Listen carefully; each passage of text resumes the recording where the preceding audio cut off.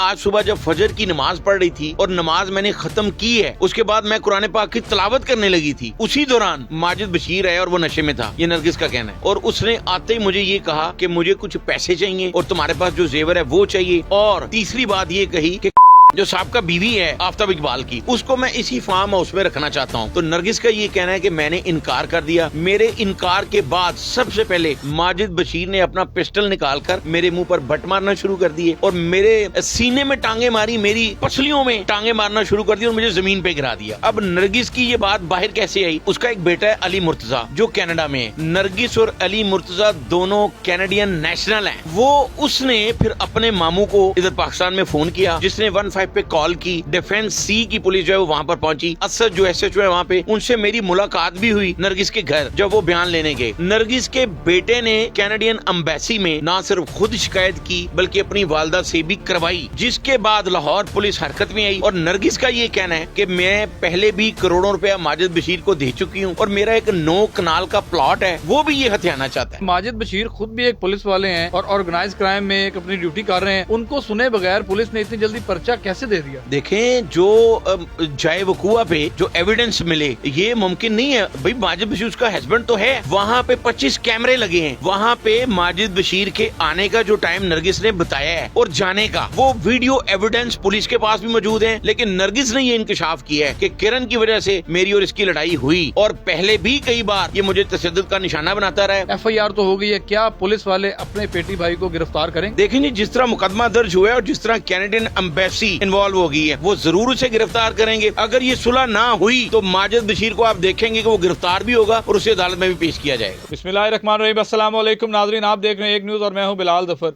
नाज़रीन, आज सुबह एक बहुत अफसोसनाक वाक़या पेश आता है। फिल्म और थिएटर की जो मारूफ अदाकारा नरगिस को उनके खावन की तरफ से तशद्दुद का निशाना बनाया जाता है और जो हमें इतलात मिलती हैं कि उनके खावन जो है वो पुलिस इंस्पेक्टर हैं और वो रात को किस कंडीशन में घर में आते हैं और अपनी बीवी के साथ क्या सलूक करते हैं। हमारे साथ senior crime reporter Sharaj Nisar साहब मौजूद हैं, जो कि मौके पर सुबह पहुंचे और जिन्होंने इस खबर को ब्रेक किया। उन्होंने सारे हालात वहां पे जाके देखे और इसको रिपोर्ट भी किया। अस्सलाम वालेकुम सर। जी वालेकुम अस्सलाम। अच्छा शराज साहब, क्या कहना चाहेंगे? सुबह आपने अपनी आंखों से जाके देखा और लोगों से आपने बात की, आपने इस इशू को रिपोर्ट किया, क्या चीज़ें सामने आई? बिलाल, सबसे पहले इसमें ये चीज़ सामने आई कि नरगिस ने जो इल्ज़ाम लगाया वो ये था कि जो सीनियर एंकर हैं आफ्ताब इकबाल, उनकी जो साबका बीवी है, वो उसके बारे में माजिद बशीर ने ये कहा आके नरगिस को कि मैं इसको इसी फार्म हाउस में रखना चाहता हूँ, इसी घर में रखना चाहता हूँ। नरगिस का जो घर है एक निजी सोसाइटी में, वो एक इस साइड पे प्लॉट है, साथ ही वो एक कोठी बनी हुई है जिसे फार्म हाउस का नाम दिया गया है। अब नरगिस का ये कहना है कि वो मेरे नाम है, वो बाहर जो प्लेट लगी हुई है वो माजिद बशीर के नाम से लगी हुई है। अब ये वाकया कैसे पेश आया? जिस तरह नरगिस ने पुलिस और वकला को रिपोर्ट किया है, उसका ये कहना है कि मैं आज सुबह जब फजर की नमाज पढ़ रही थी और नमाज मैंने ख़त्म की है, उसके बाद मैं कुरान पाक की तिलावत करने लगी थी। और इसमें बहुत से लोगों को ये होता है कि शायद ये बात गलत है, उनको शायद ये नहीं पता कि शोबिस के बेशुमार ऐसे लोग हैं जो नमाज, रोज़ा उसके और कुरान पढ़ने के जो है वो बाकायदा पाबंद होते हैं। उसका ये कहना है कि जब मैं कुरान पाक पढ़ रही थी उसी दौरान माजिद बशीर आया और वो नशे में था, ये नरगिस का कहना है। और उसने आते ही मुझे ये कहा कि मुझे कुछ पैसे चाहिए और तुम्हारे पास जो जेवर है वो चाहिए। और तीसरी बात ये कही, जो साबका बीवी है उसकी आफ्ताब इकबाल की, उसको मैं इसी फार्म हाउस में रखना चाहता हूँ। तो नरगिस का ये कहना है कि मैंने इनकार कर दिया। मेरे इनकार के बाद सबसे पहले माजिद बशीर ने अपना पिस्टल निकालकर मेरे मुंह पर बट मारना शुरू कर दिए और मेरे सीने में टांगे मारी, मेरी पसलियों में टांगे मारना शुरू कर दी और मुझे ज़मीन पे गिरा दिया। और इसमें जिस तरह FIR में वो लिखा है कि उसका भांजा उमर फारूक वो भी मौके पे मौजूद था, तो उसने छुड़ाने की कोशिश की तो उसको भी मारा गया। उसके बाद माजिद बशीर जो है वहाँ से फरार हो गया। अब नरगिस की ये बात बाहर कैसे आई? उसका एक बेटा है अली मुर्तज़ा जो कनाडा में है। नरगिस और अली मुर्तज़ा दोनों कैनेडियन नेशनल हैं। नरगिस कैनेडियन नेशनल है? जी, नरगिस और उसका बेटा अली मुर्तज़ा कैनेडियन नेशनल है। अली मुर्तज़ा है, ये माजिद बशीर साहब का ही बेटा है? ये पहले का बेटा है नरगिस का जो है वो। उसने फिर अपने मामू को इधर पाकिस्तान में फ़ोन किया, जिसने 15 पे कॉल की और पुलिस डिफेंस सी की पुलिस जो है वो वहाँ पर पहुँची। असद जो SHO है वहाँ पे, उनसे मेरी मुलाकात भी हुई नरगिस के घर जब वो बयान लेने गए। नरगिस के बेटे ने कैनेडियन एम्बेसी में ना सिर्फ खुद शिकायत की बल्कि अपनी वालदा से भी करवाई, जिसके बाद लाहौर पुलिस हरकत में आई और फौरी तौर पर माजिद बशीर के खिलाफ मुकदमा दर्ज कर लिया गया। और नरगिस का ये कहना है, उसने जो इल्ज़ाम लगाए हैं कि मैं पहले भी करोड़ों रुपया माजिद बशीर को दे चुकी हूँ और मेरा एक 9 कनाल का प्लॉट है बरकी के इलाके में, वो भी ये हथियाना चाहता है। फिराज साहब, मुझे एक चीज़ ये समझ नहीं आ रही कि माजिद बशीर खुद भी एक पुलिस वाले हैं और ऑर्गेनाइज क्राइम में एक अपनी ड्यूटी कर रहे हैं और आजकल जो है बहुत ज़्यादा एक्टिव भी हैं, उनको सुने बगैर पुलिस ने इतनी जल्दी पर्चा कैसे दे दिया? देखें, जो जाए वकूआ पे जो एविडेंस मिले ये मुमकिन नहीं है भाई। माजिद बशीर उसका हस्बैंड तो है, वहां पे 25 कैमरे लगे हैं। क्या पुलिस को कोई वीडियो प्रूफ मिला वहां से? वहां पे माजिद बशीर के आने का जो टाइम नरगिस ने बताया है और जाने का, वो वीडियो एविडेंस पुलिस के पास भी मौजूद हैं और नरगिस के पास बल्कि कुछ ऐसे एविडेंस भी मौजूद हैं। उसका ये कहना है कि वो मीडिया के सामने लेके आएगी, जिसमें शायद, ये नरगिस का कहना है कि शायद कोई ऐसी वीडियो भी है जिसमें तशद्दुद करता भी माजिद बशीर नजर आए। वो उसके भांजे ने बनाई है या वो उस कैमरे से आई है, ये बाद में जब वो सामने लेके आएगी तो फिर पता चलेगा। शरा साहब, आवाम जानना चाहती है कि जो FIR माजिद बशीर साहब के अगेंस्ट हुई है उसका मतन क्या है, ज़रा एक दफ़ा वो बता दें कि नरगिस ने क्या क्या रिपोर्ट किया है वहाँ पे जाके जिसके मुताबिक FIR हुई है।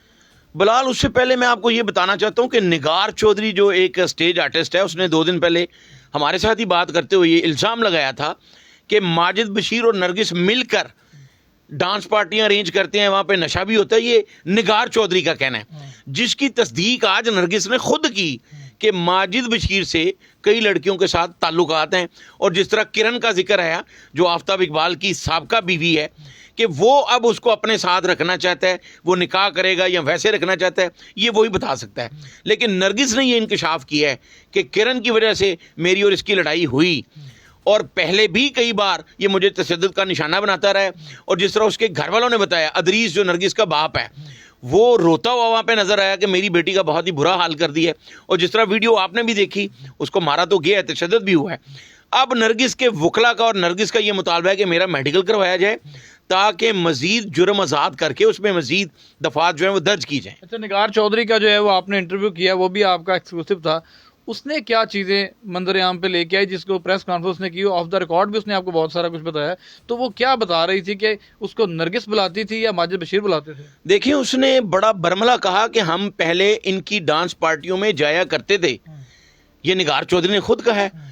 और जब से मैंने एक फॉरेन के साथ शादी की है, जो बैरून मुल्क रहता है, मेरा जो हस्बैंड है वो एक कारोबारी आदमी है, तो मैंने ये काम छोड़ दी है। अब मुझे फिर अकरम जो सब इंस्पेक्टर है वो बुलवाता है और माजिद बशीर वो भी अप्रोच कर रहा है, लेकिन मेरे ना जाने पे मेरे खावंद के खिलाफ मंशियात का मुकदमा दर्ज कर लिया गया। तो ये ज़रूर पुलिस अफसरान को देखना होगा कि क्या पुलिस की वर्दी पहनने का मतलब ये है कि जिसके मर्जी के खिलाफ झूठा मुकदमा दर्ज कर लिया जाए।